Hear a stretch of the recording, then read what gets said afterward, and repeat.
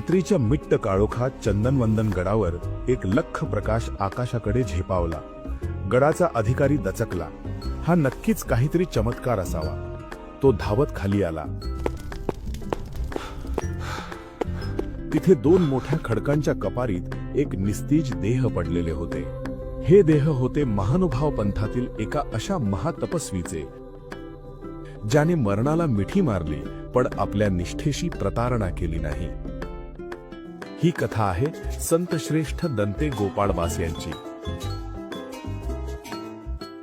महानुभाव पंथाच्या इतिहासात कवीश्वरबास आणि दंते गोपाळबास यांची मैत्री जणू देहाने दोन पण मनाने एक अशी होती. त्यांचे जीवन म्हणजे सततचा प्रवास, सततचे अटल.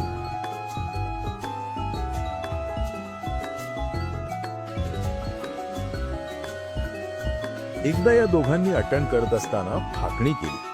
फाकणी म्हणजे काय तर ईश्वरी शोधासाठी काही काळ वेगळे व्हायचे आणि एका ठरलेल्या वेळी ठरलेल्या गावात पुन्हा भेटायचे. दंते गोपाळबास वेळेवर ठरलेल्या गावात पोहोचले. त्यांनी वाट पाहिली. 1 दिवस 2 दिवस पण कवीश्वरबास आले नाहीत. दंते गोपाळबासांचा जीव कासावीस झाला. काहीतरी अघटित घडलं याची जाणीव त्यांना झाली. ते मित्राला शोधण्यासाठी निघाले. शोधत शोधत तापी नदीच्या काठानी आदिवासींच्या वस्तीतून ते मांजरोद सावेर भागात आले. तिथे एका झाडाखाली त्यांनी जे दृश्य पाहिले त्याने त्यांच्या पायाखालची जमीन सरकली. तिथे कवीश्वरबास पडले होते. पण ते कवीश्वरबास वाटतच नव्हते. त्यांच्या शरीरावर मांसच उरले नव्हते. फक्त हाडांचा एक सापळा, एक पांजरा उरला होता. श्वास मंद झाला होता. दंते गोपाळबासांनी धावत जाऊन त्यांच्या मुखात पाणी घातले. त्या स्पर्शांनी कवीश्वरबास सावध झाले. डोळे उघडले. ते क्षीण आवाजात म्हणाले, हा गोपाळा, पोखटे केले. तू हे बरं नाही केलंस. आता देव मला नेणार होते. तू मला परत का आणलंस? यावर दंते गोपाळबास ठामपणे म्हणाले, नाही, असं म्हणू नका. आज माझा तुमचा योग अदृष्ट हेतूनच आला आहे. ईश्वराची अजून इच्छा नाही. तुमच्या हातून अजून धर्माचे रक्षण व्हायचे आहे. त्यांनी कवीश्वरबासांना उचलून जवळच्या एका देवळात नेले. तिथे उपचार मिळणे गरजेचे होते. दंते गोपाळबास गावात गेले. तिथे एक वैद्य घोड्यावरून चालला होता. त्यांनी धाडसाने जाऊन वैद्याची घोडी अडवली आणि म्हणाले, थांबा, आमचे एक महात्मे आजारी आहेत. ते मोठे विद्वान आहेत, पंडित आहेत. तुम्ही त्यांना बघा.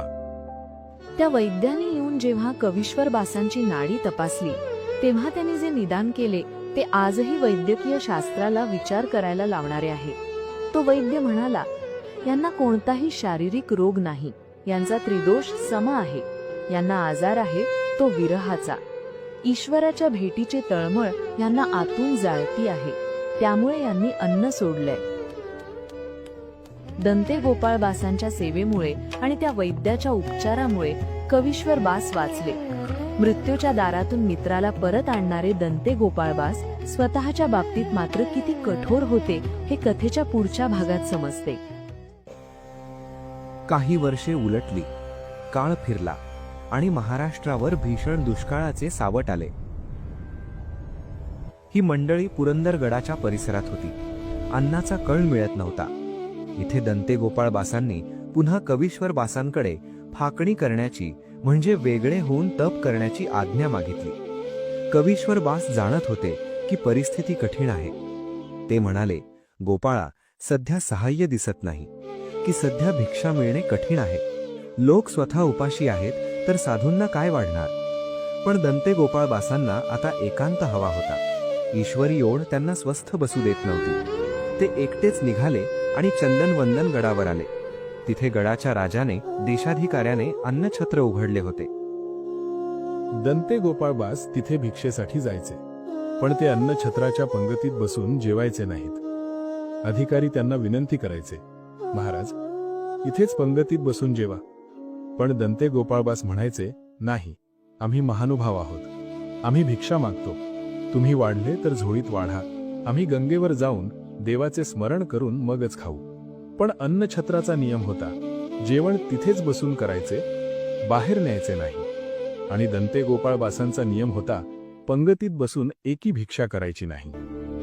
या संघर्षात दिवसामागून दिवस गेले. दंते गोपाळबासांच्या पोटात मात्र अन्नाचा कण गेला नाही. शरीर पुन्हा थकत गेले. शेवटी शक्तिपात झाला. गडावरच्या 2 मोठ्या दगडांच्या कपारीत दंते गोपाळबास पडून राहिले. आता उठून भिक्षेला जाण्याचे त्राणही उरले नव्हते. त्यांनी आपल्या गळ्यातील छिन्नस्थळी ती काढली आणि एका दगडावर ठेवली. त्या दगडावर कोरून ठेवले की येथच छिन्नस्थळी असे. ती रात्र आली. जेव्हा त्यांचे प्राण देहातून गेले तेव्हा तोच प्रकाश राजाने पाहिला जो आपण सुरुवातीला पाहिला. राजा धावत आला. त्याने पाहिले की एक तेजस्वी साधू निर्जीव पडला आहे. चौकशी केल्यावर त्याला समजले की हा तोच साधू आहे ज्याने तत्वांसाठी अन्न नाकारले. राजाला गहिवरून आले. तो म्हणाला, अरे रे, ज्या साधूंसाठी मी हे अन्नछत्र उघडले तेच उपाशी गेले तर काय उपयोग या अन्नाचा. राजाने थोर पश्चात्ताप केला. काही वर्षांनी जेव्हा कविश्वरबास फिरत फिरत तिथे आले त्यांना ती छिन्नस्थळी सापडली. दगडावरची ती खूण पाहून त्या 2 जीवलगांची गुरुबंधूंची पुन्हा एकदा स्मृती भेट झाली. दंते गोपाळबास गेले, पण चंदनवंदनच्या त्या शिळा आजही साक्ष देतात की स्वधर्मावरून नढळी जे. प्राण गेला तरी चालेल, पण आपली निष्ठा ढळू देऊ नका.